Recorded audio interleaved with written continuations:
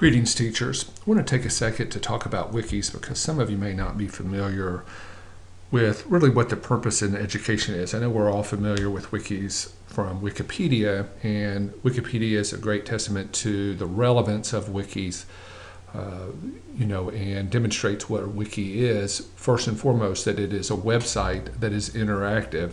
That is, if the administrator wants, they can make it so, it defaults to this. You can lock it down, but it defaults to anyone can edit it. So I create the site, I create the wiki, and then people can come in and add to it. And that's why it's attractive to us as teachers for writing.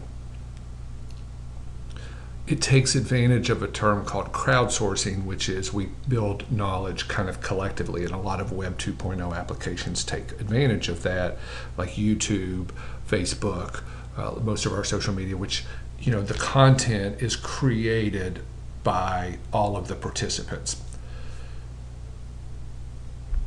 With that said, wikis, which are interactive websites which anyone can edit, very much align with TPAC also.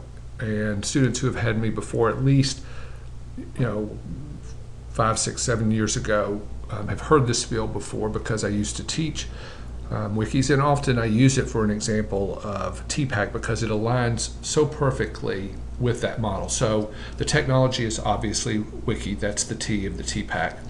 And the content that we would be teaching is writing. And we know pedagogically that some of the characteristics of good teaching of writing is that we have a portfolio, and wikis can serve as a great portfolio for student writing, where we as teachers and students themselves, their parents, can follow growth in writing over a period of time. Other advantages of wikis are that students can write on wikis and their colleagues can come in and their classmates either do peer editing or make comments on their writing. I'm going to show you that in just a second. Also, because it's online, it's a cloud-based Web 2.0 program. And cloud-based, as you know, just means that it's on a server somewhere that's maintained by someone else. We don't have to worry about tech problems. It removes a lot of traditional barriers to the integration of technology. It's free, so we have access to it. We don't have any tech problems, and wikis are very easy to use, so it removes a great deal that barrier of training. But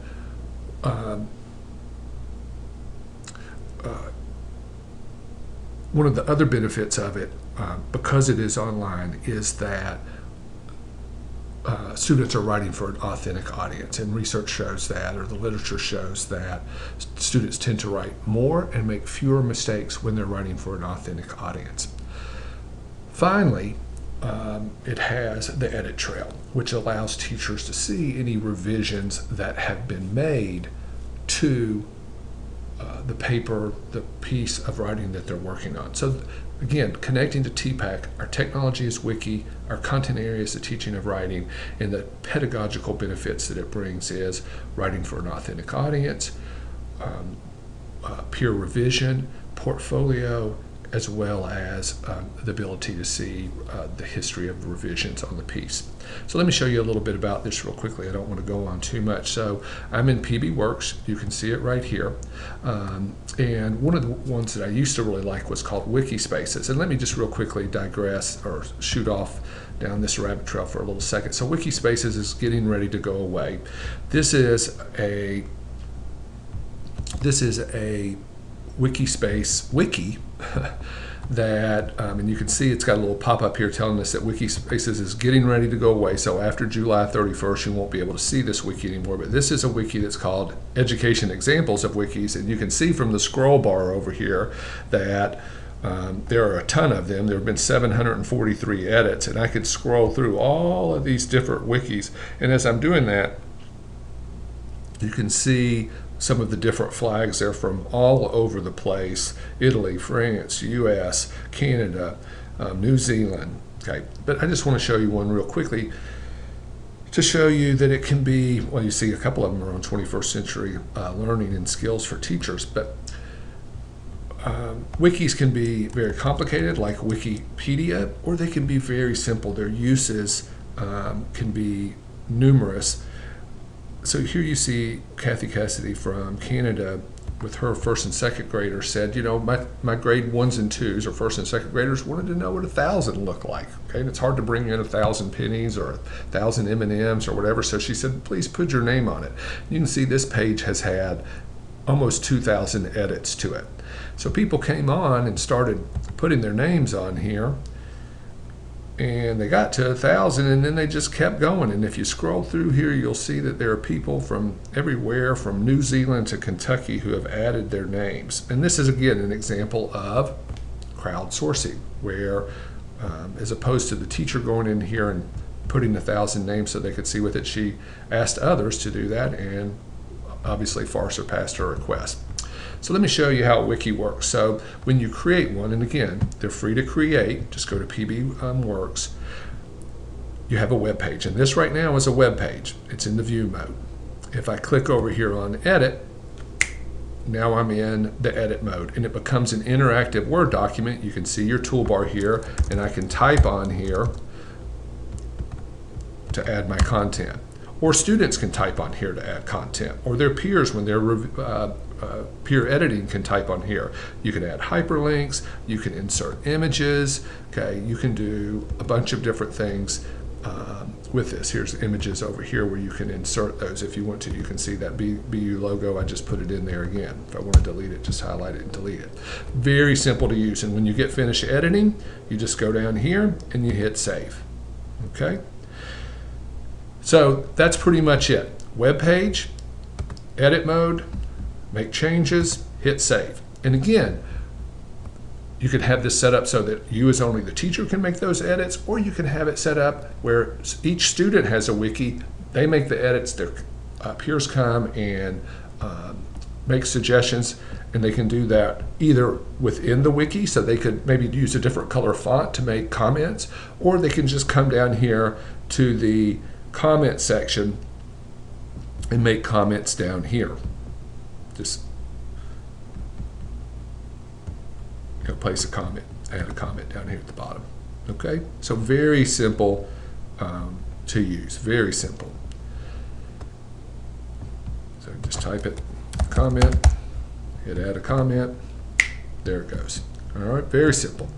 So a couple of other things, and you can get in here and play around with it because it's very intuitive and you can't really mess anything up. If you want to create a new page, okay, you create a page here, and you'll see that page will become down here in the navigation bar. If you want to upload a file, an image, or a document, so if I wanted to come in here and say click here to access the handout that I gave out today for students who weren't there today, who were absent, if I was using this for my learning management system, I just highlight that and hit upload the file and attach it.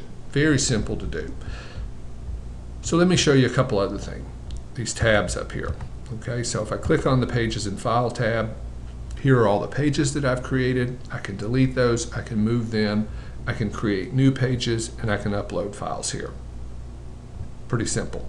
If I go over to Users, and this is one of the things that I really like about PB Works, and that is you have this little alphabet, so if you want to find somebody, you just click on the alphabet and it'll pull up their name. You can determine what their role on the wiki is going to be. So remember, if I told you that if you want to make it interactive, then they can be a writer. But if you don't want it to be interactive, or you don't want this particular person commenting, then you just make them a reader. Okay? And you can delete people right here. Very simple to do.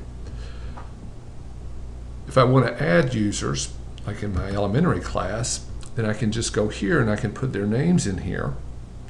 Okay. Better yet, what I would tell you to do, if you were using it for parents or something, I'd just have them email the, and ask for, go to the wiki, share the wiki URL with them. They would go to the wiki and then request permission, and then you would add them.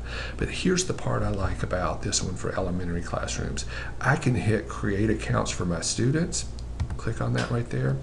and it will say, how many accounts do you need? Well, I need 25 accounts, and they're all going to be writers, or they're all going to be readers or editors, whatever you want them to be. Okay, and then I just hit continue,